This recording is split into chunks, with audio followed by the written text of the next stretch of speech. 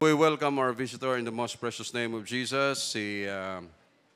Sister na natin siya, si Josa Nicole Babanto, invited by Sister Micah, yung kaklase niya. Thank you, Jesus. Diyan lang nakatira sa may West Riverside, malapit lang sa school nila.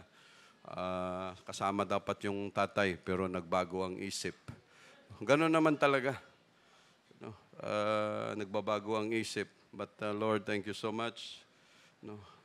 Maraming mga bagay, mga reason, mga dahilan na pwedeng magbago ang isip natin. Pero ang paglilingkod sa Diyos, hindi dapat magbago ang isip natin. Lord, pwede ako ngayon, mamaya wag muna. Sa Wednesday, hindi ako pwede. Susunod na Wednesday na lang. Sunday morning lang muna ako. Hanap buhay muna ako sa hapon. Sino bang nagkokontrol ng hanap buhay natin? Yung lakas natin, sino ang nagkokontrol? Di ba? Ang Diyos natin. So because this day is for Jesus, let's open our Bible in the book of Genesis, chapter 24. Genesis chapter 24, verse 1. But before we read, shall we pray? Lord, thank you so much for the outpouring of the Holy Ghost this morning. Thank you, Lord, for your promise for the saving of the soul. Thank you, Jesus. Thank you for the good health, for your guidance that you've given us, for your protection. Lord, continue to bless your word, anoint your word, Lord Jesus, na ito ay patuloy na magbigay ng kalakasan upang kami ay magpatuloy na maglingkod sa iyo, Jesus, faithfully. Lord, right now, we come to you with confidence and trust. Remember Sister Kate, Lord, yung mata ni Sister Kate nagkaroon ng pamumula. Siguro may pumutok na vessel. But again, Lord, we come to you with confidence, with trust in you that you are able and always able, Lord, to give healing to our Sister Kate, Lord Jesus. Lord, it shall be done in Jesus' name. It shall be done, Lord. We claim it, Jesus. In Jesus' name, amen. Thank you, Jesus. We praise you, Lord. Thank you, Jesus. Sa verse 1, now I know na pag naghanda ka ng topic dito sa ituturo on a Sunday, hindi palaga kaagad-agad matatapos, ano? Sabi ko nga kay Sister Cheryl, one Sunday lang, tatapusin na natin yan. Para ibang klase pala. Hindi pala kaagad-agad. Kasi teaching, hindi pwedeng lang. But thank you, Lord, sa pagsama mo sa aming lahat na yun ay para sa aming kalakasan kung paano kami magpatuloy na maayos na maglingkod sa iyo. Verse 1, and Abraham was old and well stricken in age, and the Lord had blessed Abraham in all things. Matanda na si Abraham, pero ang edad niya rito nung time na ito nasa 140. Ilang taon siya namatay? 175. Si Abraham. So from here, 140, may 35 years pa siya para mabuhay.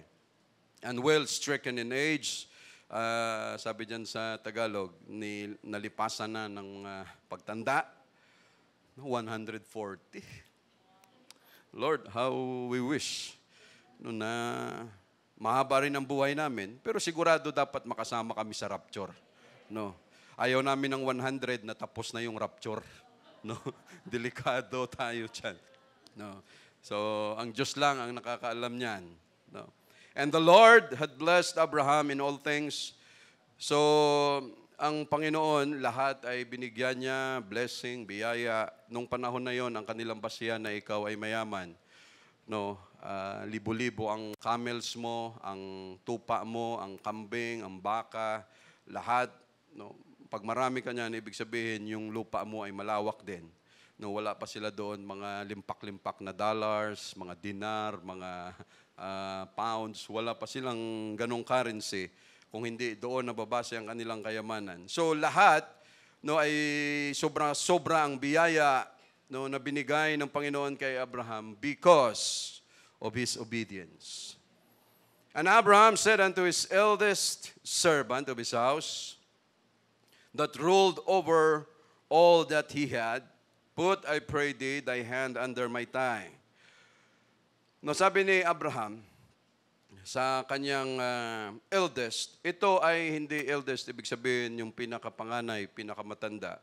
Pero pagdating sa referring sa posisyon no, ng kanyang servant sa pamamahay, ito yung pinakamataas, no, chief among the servant. No, hindi ibig sabihin na eldest yung pinakapanganay, but the chief among the servant, which is Eliezer. Sabi niya, lahat siyang namamahala doon sa pag-aari ni Abraham. No, siya yung parang treasurer, lahat.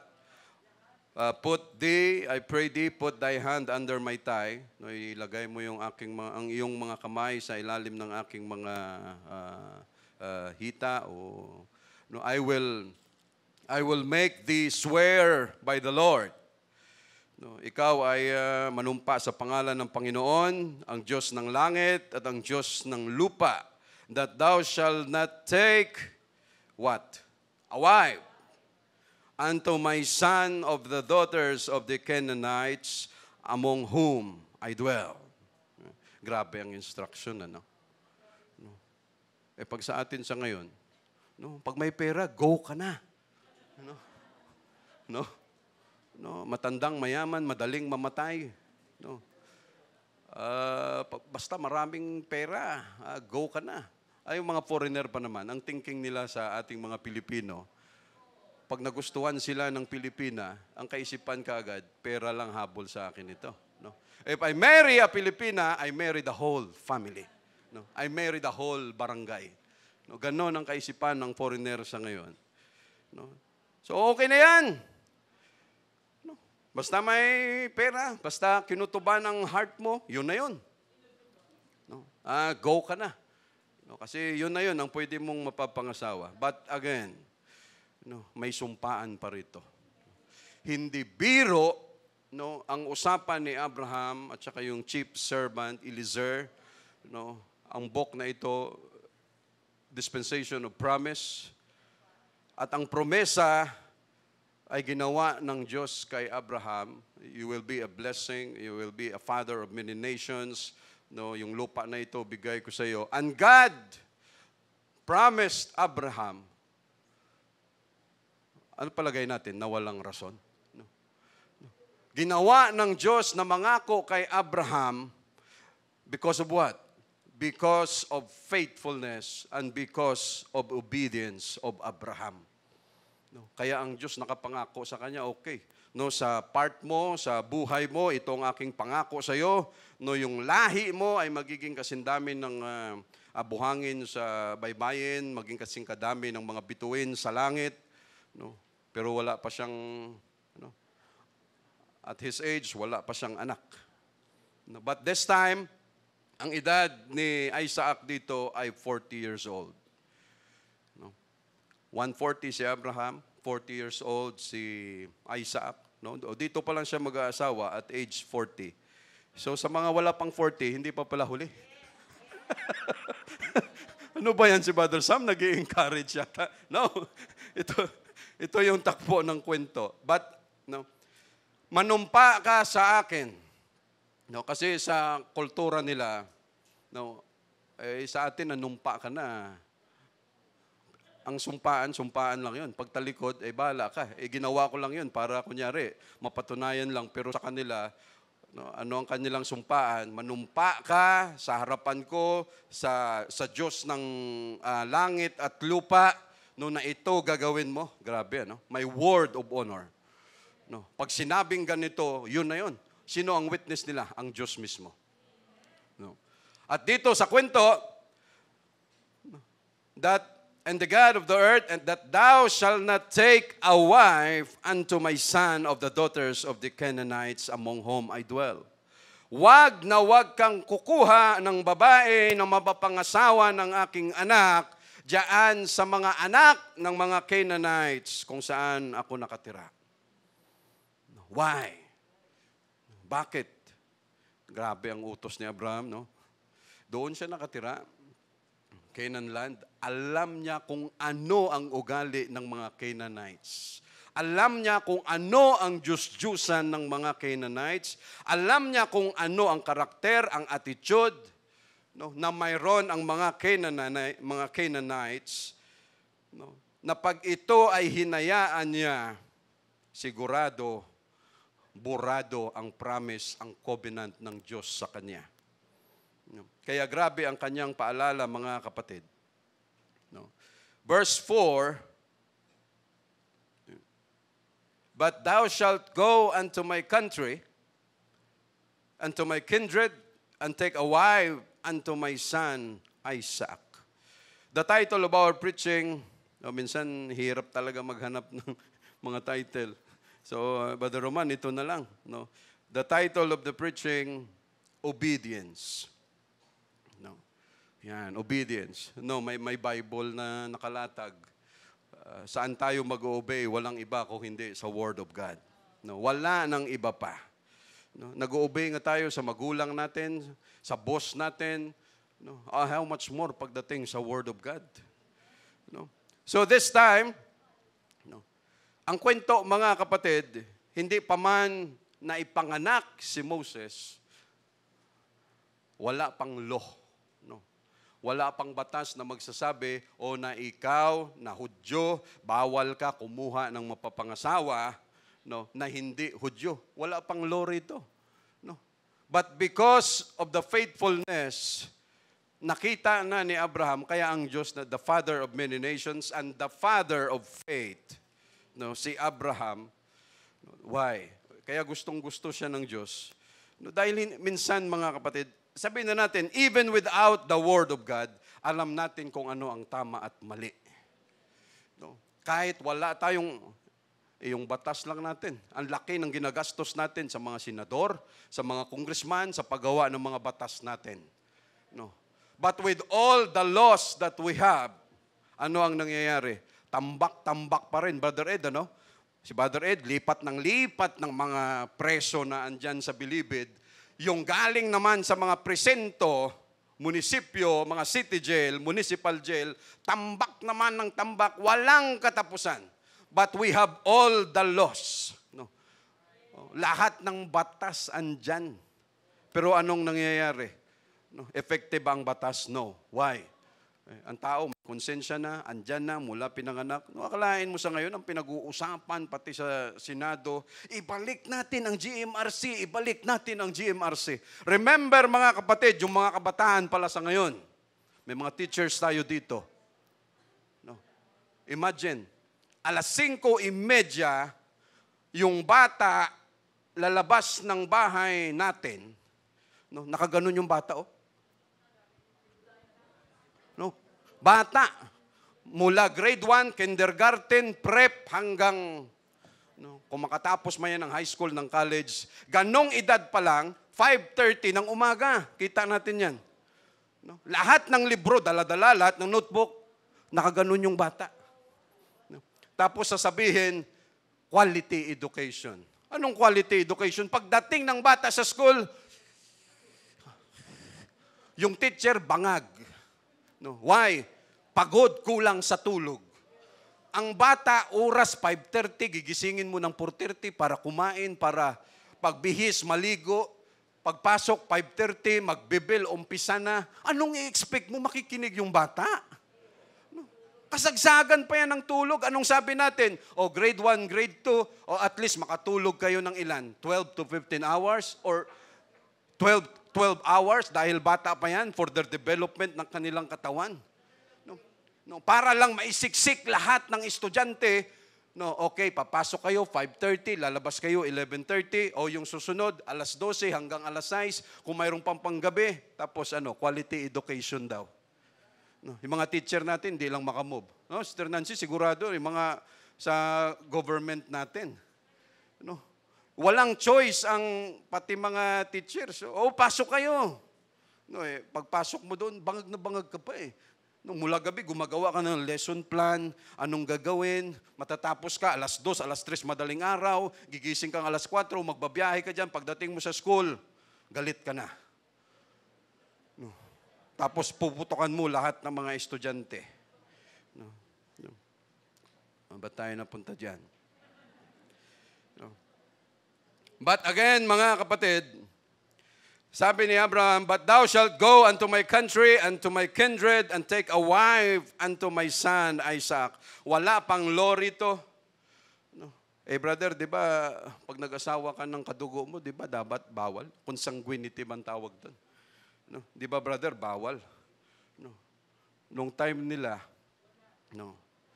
umpisa pa lang, bakit nasira yung lineage ng righteous people sa time ni Noah? Anong nangyari? Yung mga righteous seed, yung mga tao na matino sa harapan ng Diyos, anong nangyari? Nahaluan na ng mga unrighteous people nung panahon na yon. Hindi na makita kung sino ang tama, hindi na makita kung sino ang may tunay na Diyos na naglilingkod sa tunay na Diyos. Why? Lahat ng matino nahawaan na rin. Kaya anong nangyari? Nagkaroon ng flood. Sentensya sa kanila. Pero pagdating ni Abraham, kinuha siya sa bayan niya in Ur of the Chaldees. Ibibless kita, umalis ka dyan, sumunod ka sa akin. Daling kita sa lugar kung saan ko gusto, the promised land. Basta sumunod ka sa akin, sumunod si Abraham.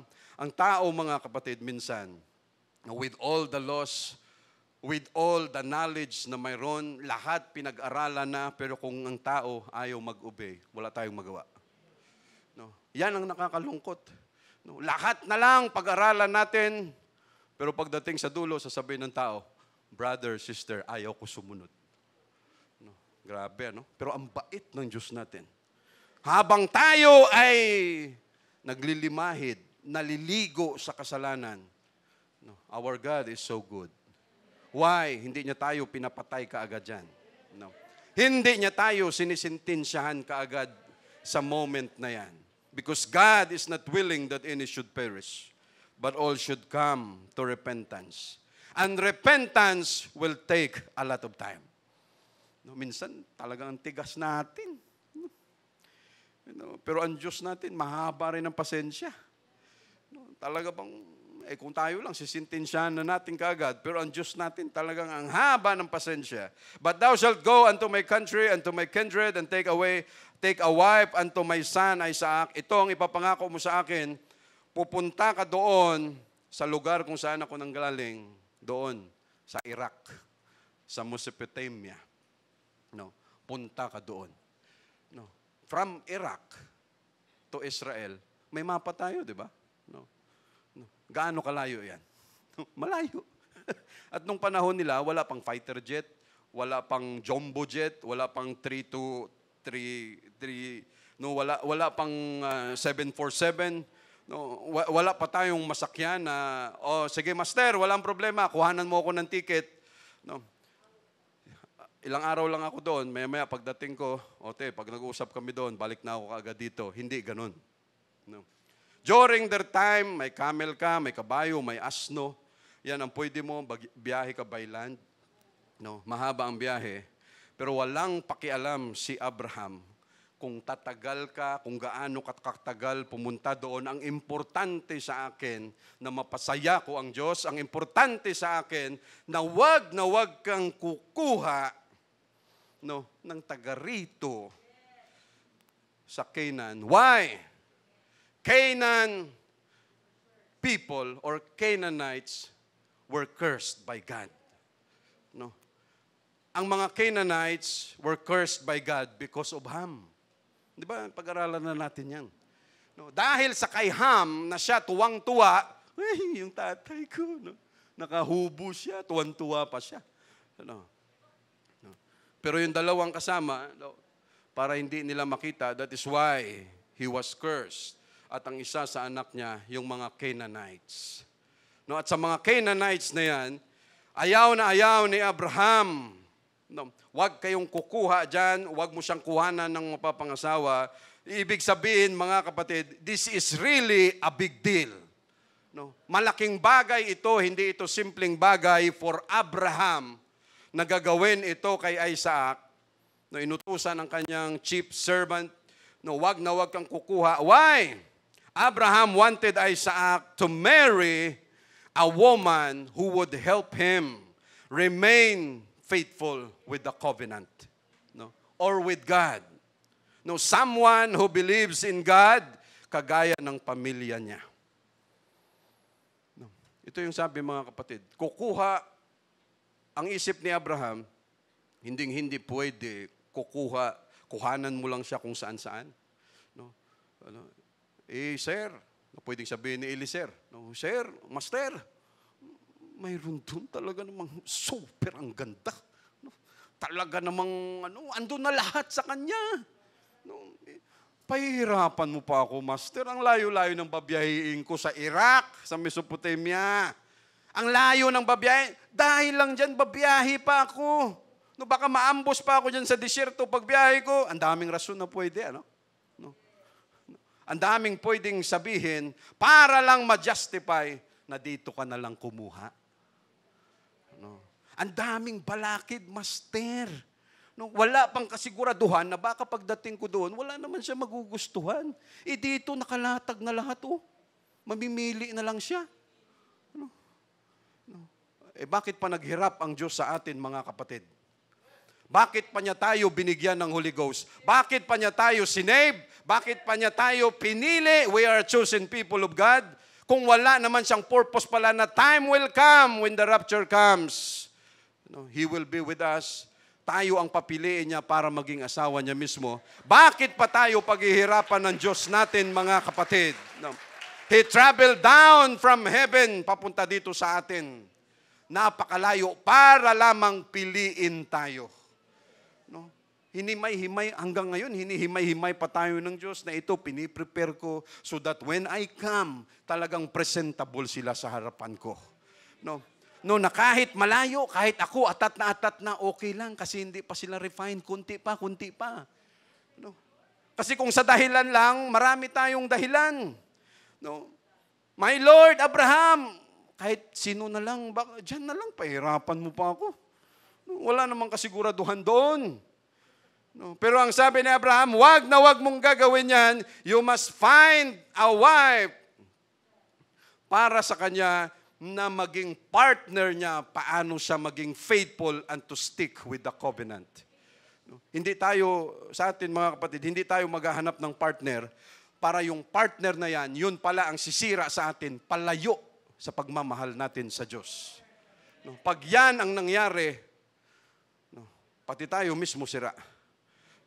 Ang pangako ng Diyos kay Abraham, masisira, hindi maipapasa kay Isaac. No, pag lumabag si Isaac, that is why very particular, very sensitive si Abraham, no, na wag kang kukuha. Why? No. Kasama ko sila. Every day I know them. No. Every day alam ko kung anong kanilang pinagagawa. Every day alam ko na sila maraming mga Diyos-Diyusan. Yung mga babae nila walang regard sa idolatry, lahat na lang. Pag si Abraham or si Isaac, no, hinayaan mo siyang mamili dyan. Sigurado, antay-antay lang tayo ng panahon, yung puso niya. No, maya-maya, wala na yan sa akin. What will happen to the promise? Mawawala na rin. No?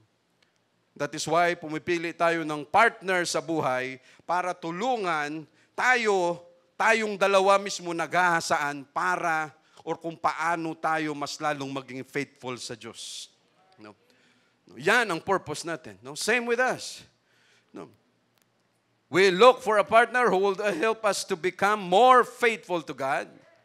No, hindi yung maghahanap tayo para sirain tayo sa paglilingkod natin sa Diyos.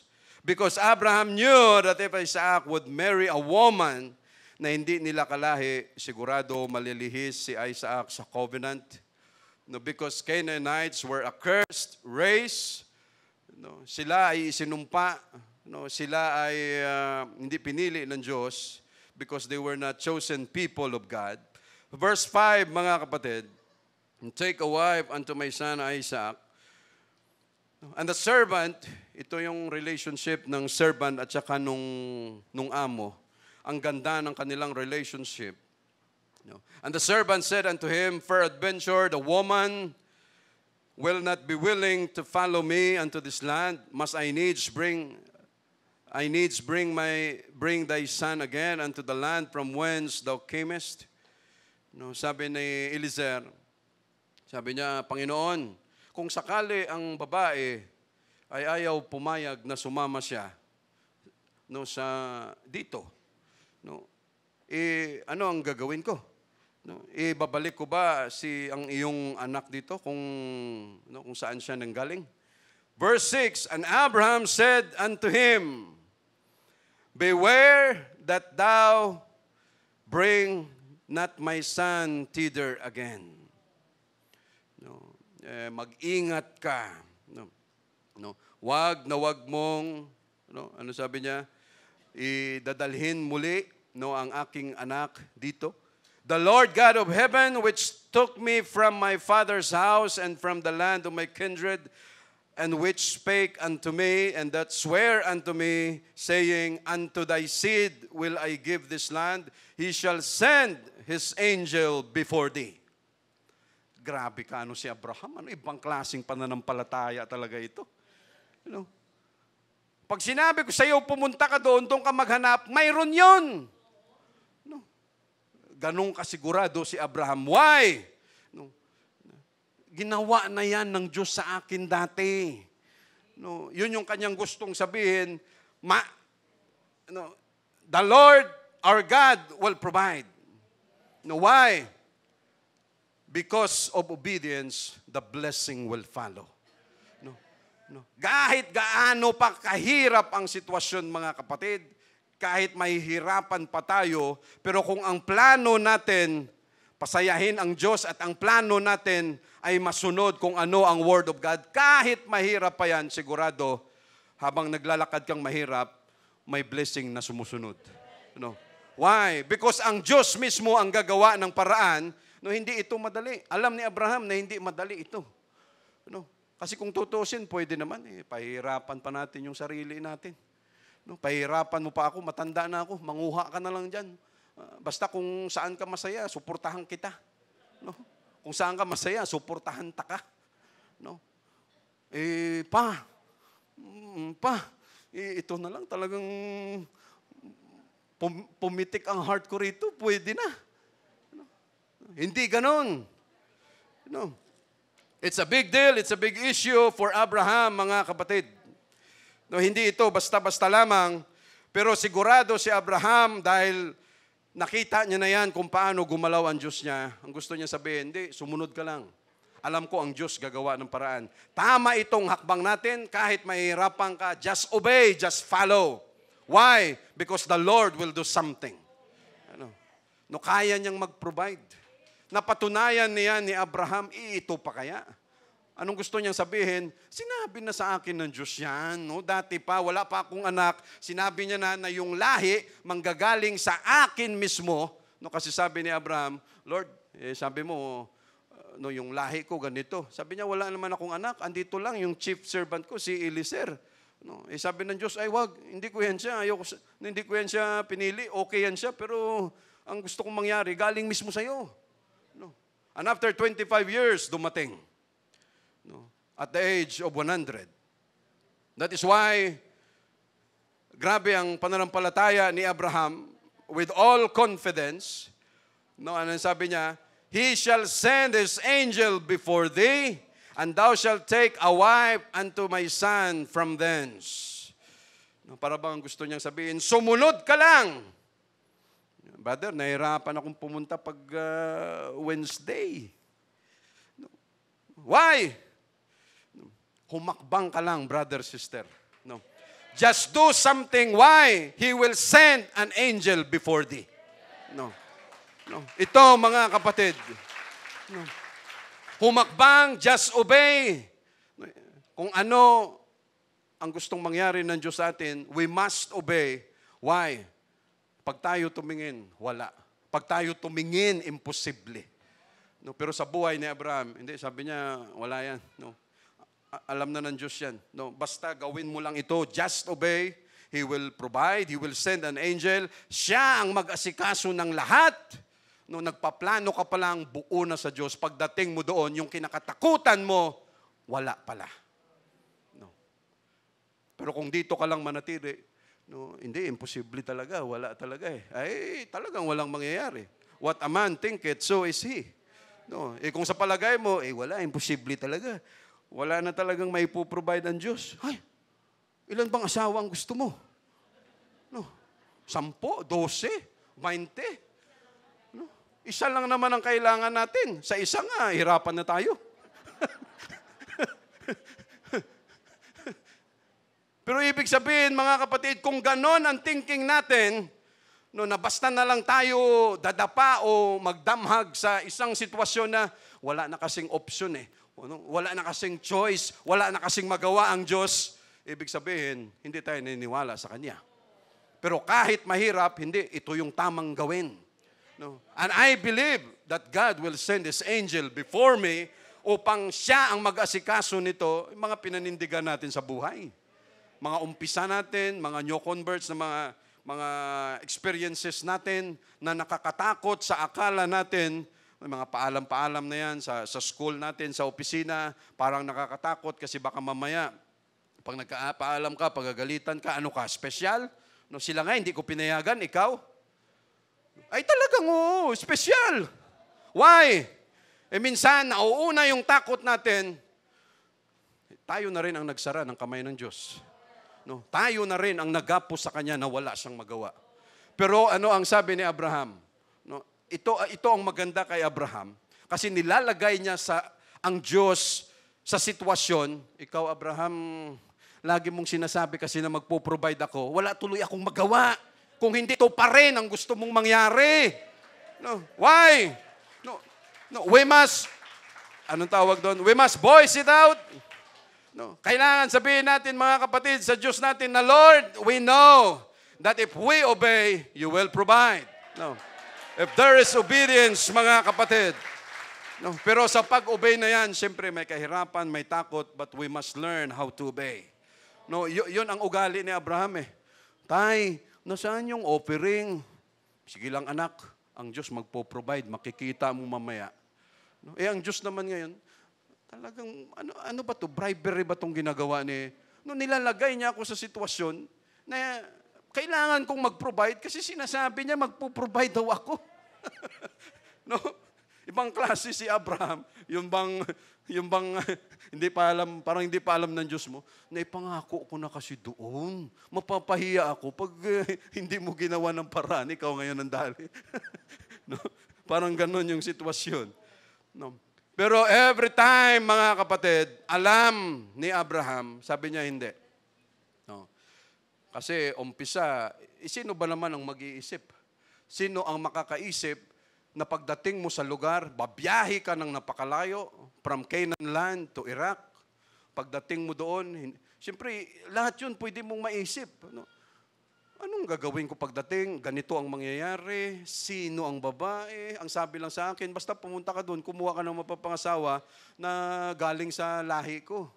No, yung galing, malay ko ba kung saan? Wala namang telegrama, walang letter, walang text na pagdating ko doon, pupunta ka sa, Jessica Mo Soho Kapuso, ano ba yung tawag doon? No, KMGS na, ipalagay mo na baka sakali, sino yung may DNA, nakapareho niya, para mas madaling malaman, nakalahi kami, kapareho apelyido.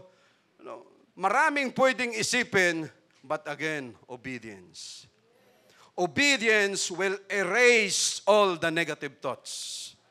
Obedience will erase all, lahat ng balakid kung ang tao willing lang na sumunod. At kita natin kung gaano ka-obedient si Eliezer dito, mga kapatid, at kung gaano na na-impluensyahan. Remember, Eliezer was a Syrian. No? He was from Damascus. Assyrian. No? Pero paano, kung ano ang gawi, ang attitude ni Abraham, na absorb din ni Eliezer, kung paano the way mag-isip si Abraham, na-absorb niya rin. Yun ang kagandahan eh. Na very wise na klase ng servant na laging nag-o-observe yung kanyang servant, kung anong movement ng kanyang Lord, ng kanyang amo. Hindi yung servant, inoobserbahan ang kanyang amo para ikwento sa kapitbahay. Alam mo?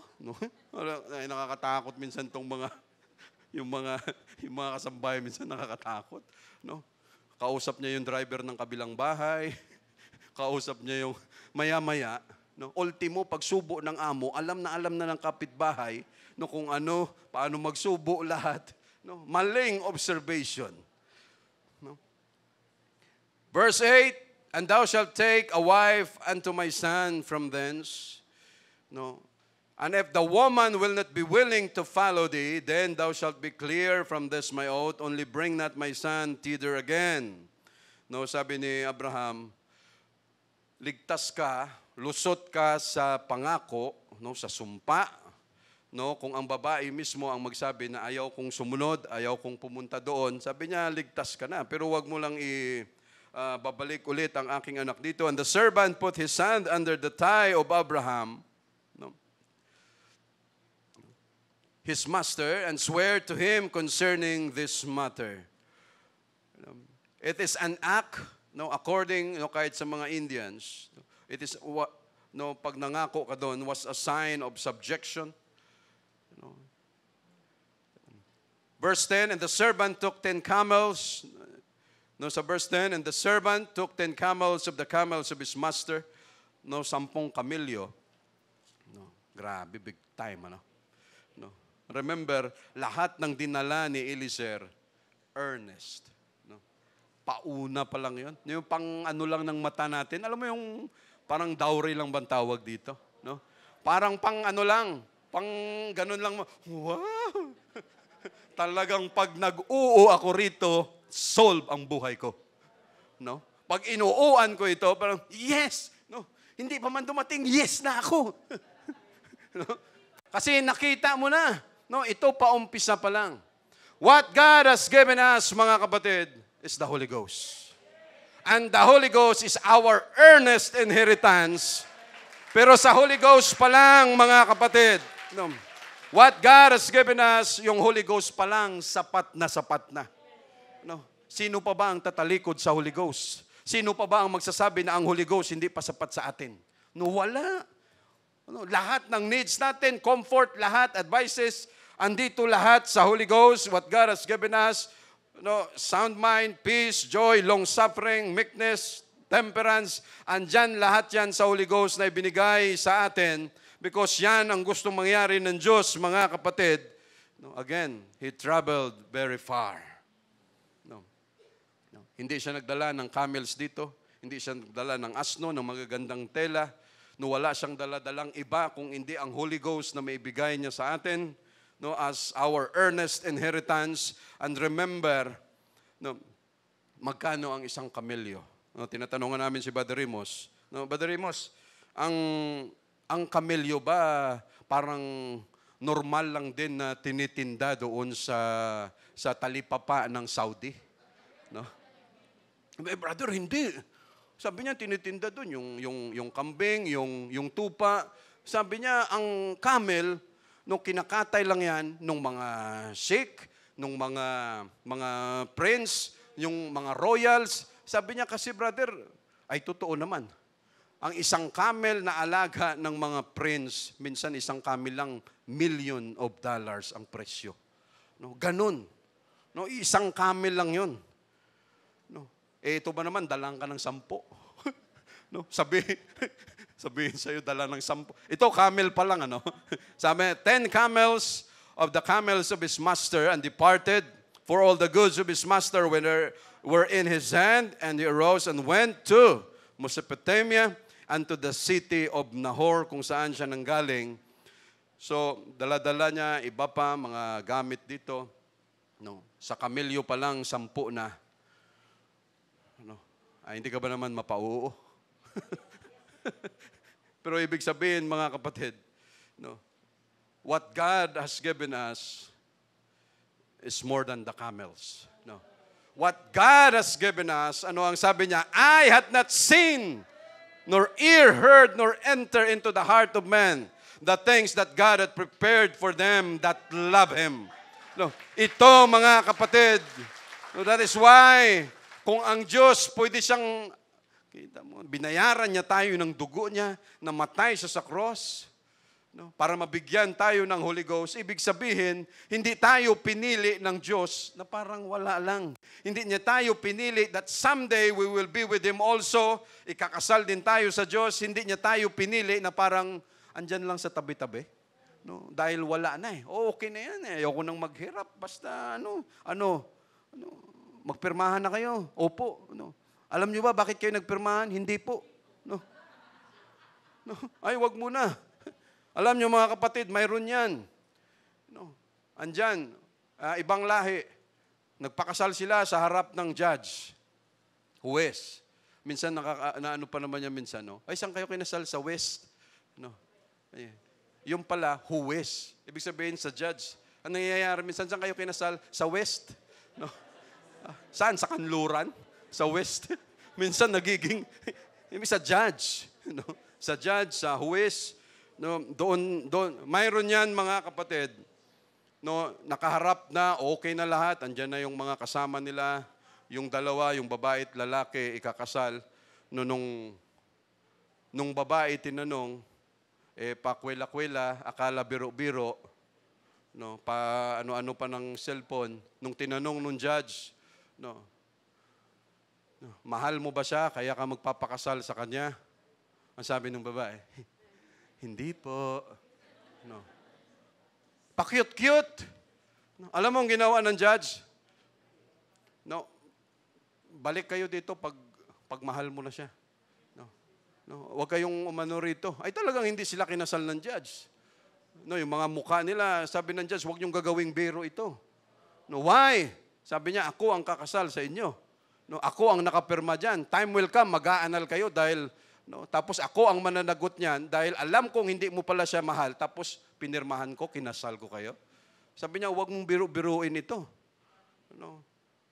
Hey, hindi po. Yung pa-cute-cute na mga kabataan talaga. Yung ibang klase. Ay, hindi talaga sila kinasal nung judge until sila makarealize, sabi ng judge, balik kayo rito pag akala mo biro ito. Pero kinasal pa rin sila, pero tinuruan sila ng leksyon ng judge. Say, praise the Lord. So, he arose and went to Mesopotamia, unto the city of Nahor. So, kung saan nanggaling si Abraham, doon pumunta si Eliezer. May kasama rin siyang mga servant.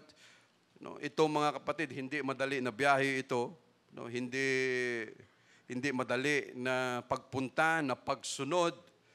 Pero mahigpit ang hawak ni Abraham sa covenant. Na wag mong gagawin. The same with us, mga kapatid.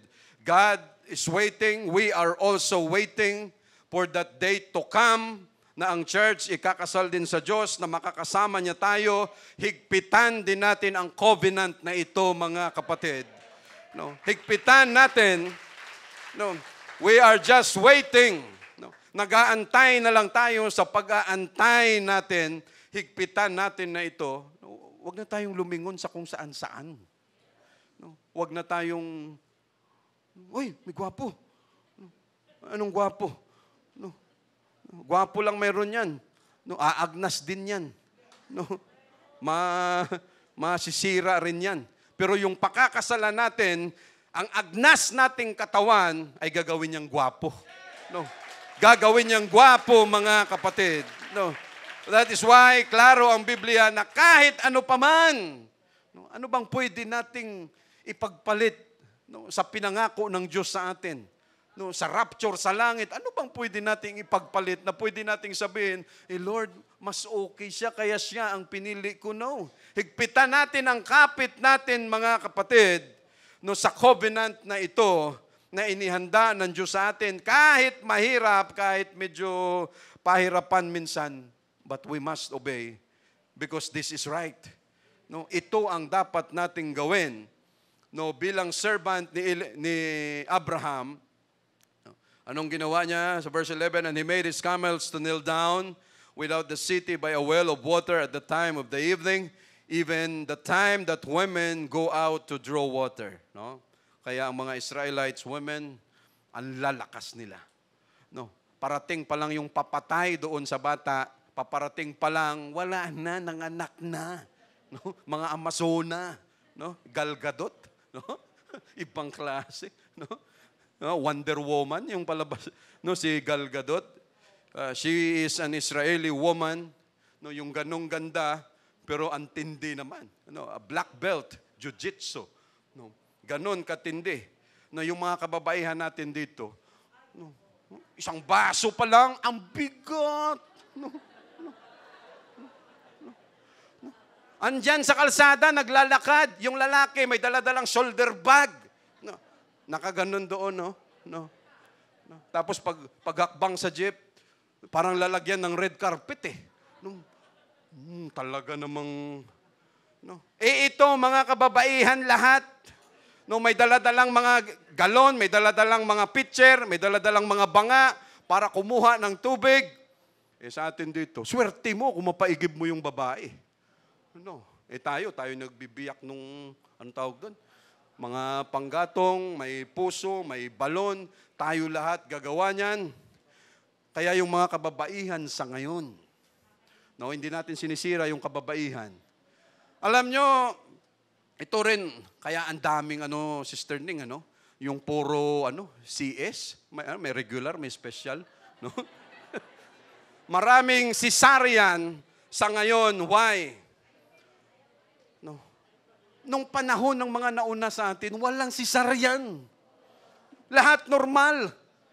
Pero ang kababaihan sa ngayon, masakit? CS kita? Opo, CS na po. Wala pa nga, CS na. Ganon ang takbo ngayon. Maganda ka ng CS mo. Talagang mahihiwa talagang bulsa mo pag siniis ka sa ngayon. Sa dami ng gagastusin mo diyan. Ganon ang takbo ng mga kunting pa lang. Hindi na daw kaya. Pero nung panahon ng mga lolo natin, nanay natin, na-CS ba tayo? Hindi. Lahat ang ibig sabihin ng titibay, mga kapatid. Sa verse 12, tinimingan ni Eliezer na pumunta siya doon ng ganitong oras. Kasi yan ang mga oras na yung mga babae kumukuha ng tubig sa hapon, tapos sa umaga, kukuha rin sila. Kung may mga hayop sila yung gagawa lahat niyan, magpapainom ng mga hayop. Ganon ang kanilang mga trabaho. Wala pa namang the office nung time na ito. So sa verse 12, and he said, O Lord God of my master Abraham. Tingnan natin mga kapatid kung paano na-absorb ni Eliezer ang ugali ni Abraham. And we also must absorb kung ano ang gusto ng Holy Ghost, ano ang Word of God, we must absorb the Word of God, mga kapatid. Sabi niya, I pray thee, nananalangin ako sa iyo, send me good speed this day. Sabi niya, sana maging ito, maging maayos, maging successful ang ang araw na ito, and show kindness unto my master Abraham. He did not get the credit.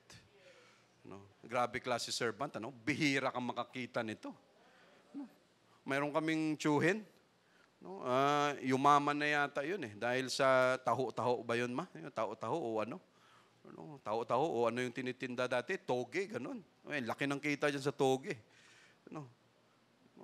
Kumita na sa, marami na siyang kinita. Yung servant niya, may problema yata, gustong humiram, hindi pinahiram, kinatay niya. Yun, tsuhin yata namin yun, sa medyo malayong tsuhin. Wala, kinatay niya. Bihira ang ganong klaseng servant, kagaya ni Eliezer. So anong sabi niya? And show kindness unto my master Abraham. Hindi niya sinabi dito na, Panginoon, yung kasi lagot ako sa master ko kung ganito at walang mangyari. Pero anong kanyang sinabi? Yung master ko. Hindi akin, Panginoon. Verse 13, Behold, I stand here by the well of water, and the daughters of the men of the city come out to draw water. Let it come to pass that the damsel to whom I shall say, Let down thy pitcher, I pray thee that I may drink. And she shall say, Drink, I will give thy camels drink also. Let the same be she that thou hast appointed for thy servant Isaac, and thereby shall I know that thou hast showed kindness unto my master. No, sabi niya, Panginoon, no, ito ang gusto kong mangyari. Yung babae na pupunta dito, no, pag binaba niya yung kanyang pitcher o banga, no, sabihin ko sa kanya na pwede bang makainom, pero pag umokay siya at sasabihin niya, sige, paiinumin kita, pati yung mga camels mo, paiinumin ko yan. No, sabi niya, Lord, siya na. No, minsan, mga kapatid, grabe, ibig sabihin, talagang lahat, anong sabi niya, lahat ng issues, lahat ng ginagawa natin sa buhay, nakaganon ng Diyos natin. Whether bad or good, in private or in secret or in public or in open, ang Diyos natin lahat kita niya. No. Dito, sino mag-aakala na, pero grabe, no? Very vivid, very visible na ang Diyos nakatingin at nakikinig. No? Ano ang sabi ni Eliezer? Lord, sana ganito ang mangyari. No? Grabe, no? Parang kumakausap ka lang ng andyan lang. No? Magagawa kaya natin ito. Many times nagawa na natin ito. Lord, grabe, ang lakas ng ulan. Sana pagbaba ko, wala ng ulan. No? How many times nangyayari yan? No? Sa atin, mga kapatid. No? Lord, wala na talagang parkingan. Magugulat ka, yung paparkingan mo mismo sa harap ng pinto kung saan ka papasok. No? Hindi ba kabutihan ng Diyos natin? Lord, wala na talaga eh. No? Lord, sana ganito yung mangyari. Pagdating mo, yun na yun ang nangyari. Why? Because God hears or heard our whisper. No. God hears our prayers. No. Napakinggan niya. Marami yan, mga kapatid. Lord, sana pagdating doon, gumawa ka na ng paraan. Lord, sana pagdating ko doon, yung iniisip ko na kung ano yung may sakit, may kung ano rito. Lord, sana pagdating ko, wala lahat sa ultrasound, wala lahat sa ganito. Pagdating doon, mga kapatid, ganon nga ang mangyari. Why? No. Because gumawa na ng paraan ang Diyos natin. No. Gumawa na siya ng paraan, mga kapatid, at sigurado na naririnig niya yung prayers natin. No, sabi niya sa verse 15, and it came to pass before he had done speaking. No, how many times nangyari sa atin yan? Hindi pa man tayo tapos, tinapos na ng Diyos natin. No. Marami tayong mga whispers, marami tayong mga hinaing sa Diyos na hindi pa man natin na ilalatag sa Kanya pagdating natin doon. Especially kung saan doon tayo natatakot. No, sino bang hindi takot dito? No, lahat tayo takot. No, lalo na sa kalusugan natin na yan. No, pero wala eh. After 50 years, iba na naman ang generation na meron sa mundo natin. No, pabago-bago lang. No, pero ito, mga kapatid, kung saan tayo natatakot, doon gumagawa ang Diyos ng paraan natin. That behold, Rebecca means captivating. No, I was so captivated, Brother Roland. When I saw her, yes. Nung nakita ko siya, no, hindi na matanggal sa aking kaisipan kahit anong yung sa baso, sa platito, sa pagtulog, sa tubig, pagtingin ko, siya na lahat. She was so captivating. Matindi. Why? If we follow the word of God, if we obey, God will prepare us something that is very captivating. No. That is why the rapture is waiting for us. He has prepared things na hindi pa natin nakita dito sa mundo. That is captivating. No. Talagang yan ang gustong mangyari ng Diyos, mga kapatid. Why? No, God, narinig ko yan, ginamit ni Brother Roland dati. God will not settle for less. No.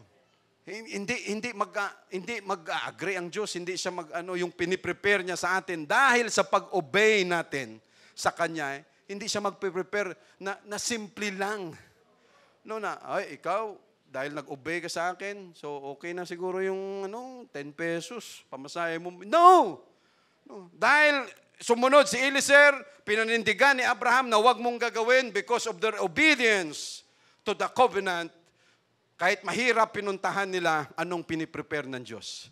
Yung talagang the best for Isaac. God is preparing the best for us, mga kapatid. If we will continue serving Him faithfully with all our obedience, ang Diyos nakalatag na rin sa Kanya kung anong hinahanda niya sa atin. It's really captivating, mga kapatid. No, yung bang hindi ka magsisisi? Brother, wala na akong magawa, nakapirma na ako eh. Kahit anong gawin ko, hindi ko naman sa uli. No, nakapirma na ako eh. Mayroon pa palang captivating sana. Ang problema, wala na, nakaptive ka na. No? Na ano ka na, nahawakan ka na sa liig. No, pero kung makaantay because there is waiting in obedience. No. Rebecca came out, who was born to Bethuel, son of Milcah, the wife of Nahor, Abraham's brother, with her pitcher upon his shoulder. Ito, mga kapatid, sometimes akala natin ang sitwasyon, mahirap sa part natin na trabahuin.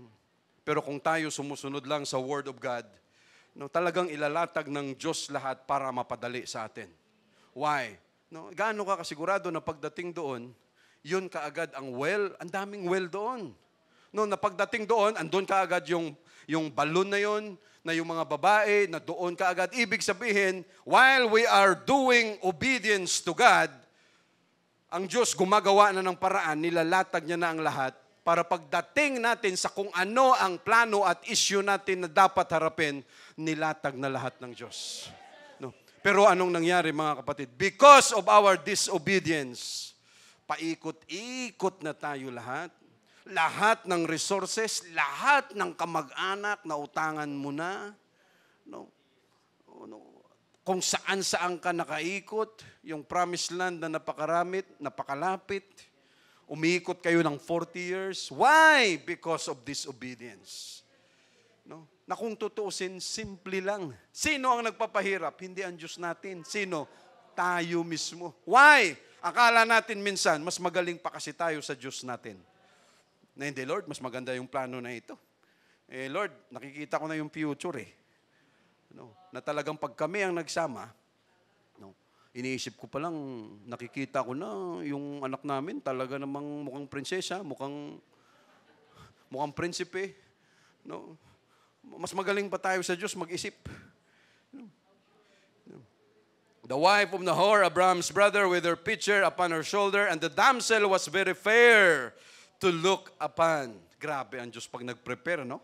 Pag nag-obey lang ang tao sa Kanya, nag-obey tayo sa Kanya, talagang ang pinaka-the best ang inihanda ng Diyos, mga kapatid.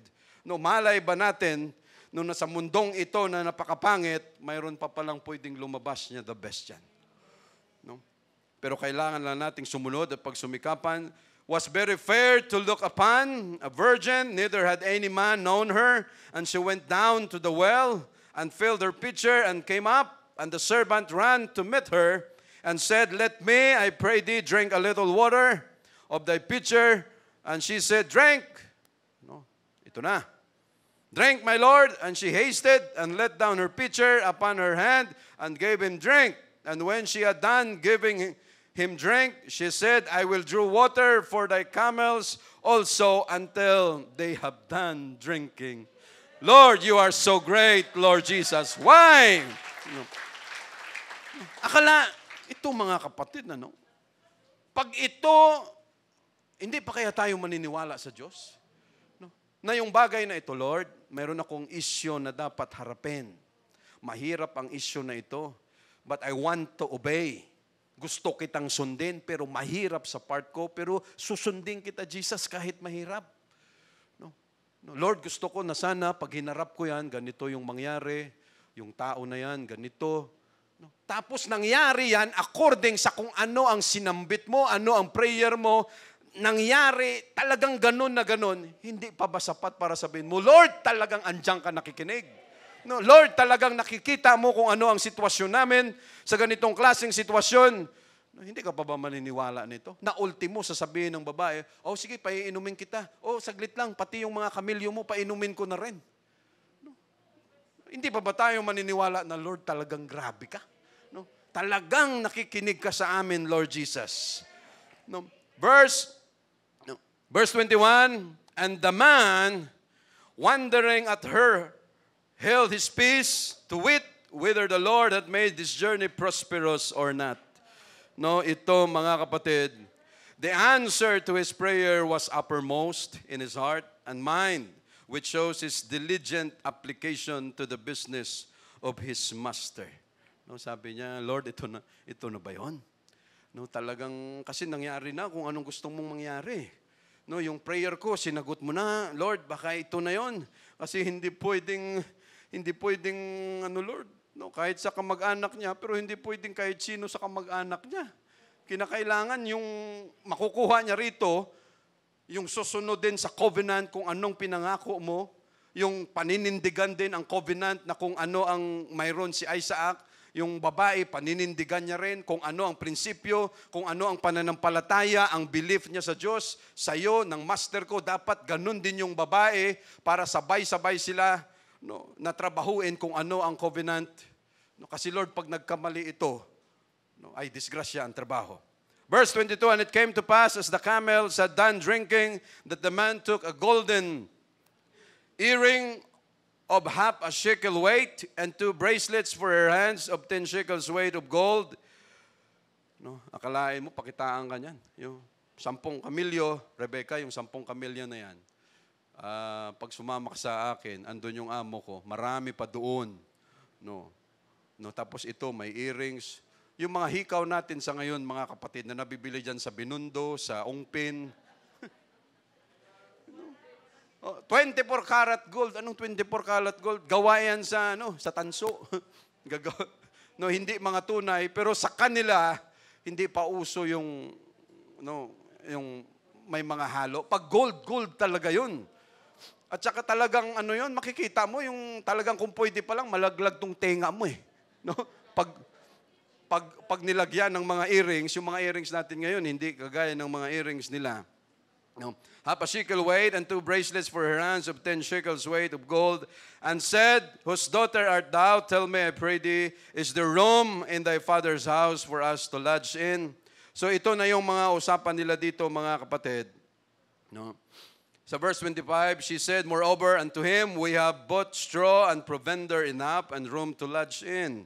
And the man bowed down his head and worshipped the Lord. And he said, Blessed be the Lord God of my master Abraham, who hath not left destitute my master of his mercy and his truth. I being in the way, the Lord led me to the house of my master's brethren. No? So ito, mga kapatid, talagang ang Diyos gumawa ng paraan. So talon lang tayo ng konti, kasi mahaba ito. Talon tayo dito sa verse 55. Para matapos na tayo. And her brother and her mother said, Let the damsel abide with us a few days, at least then, after she shall go. Kasi gusto na ni Eliezer na wala nang paligoy-ligoy. Gusto ko makaalis na kami rito kasi tapos na ang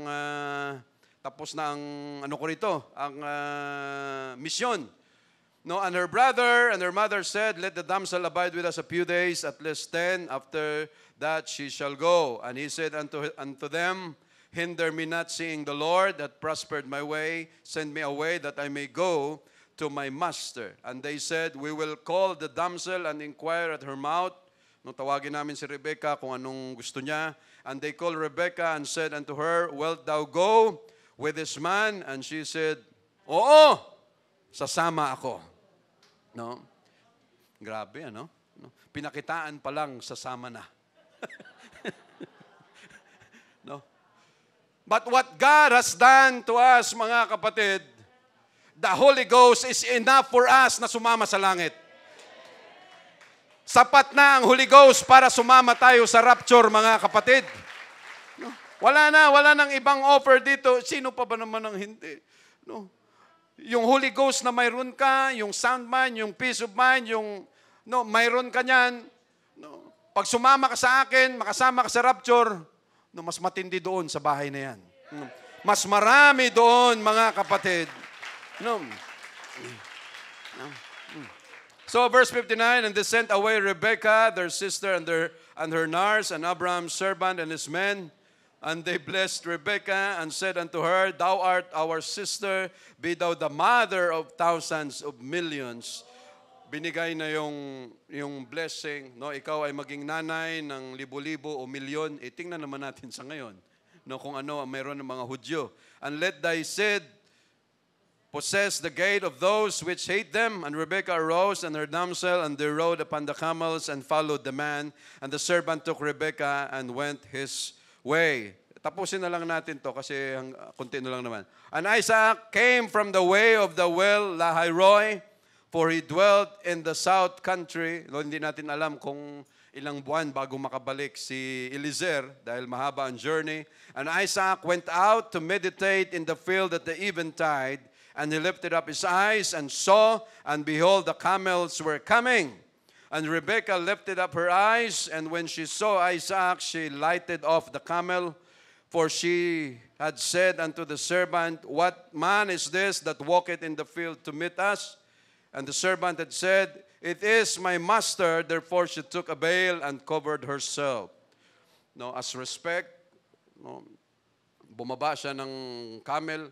No, a sign of respect, kinover niya yung kanyang mukha, covered herself, no, denoting modesty.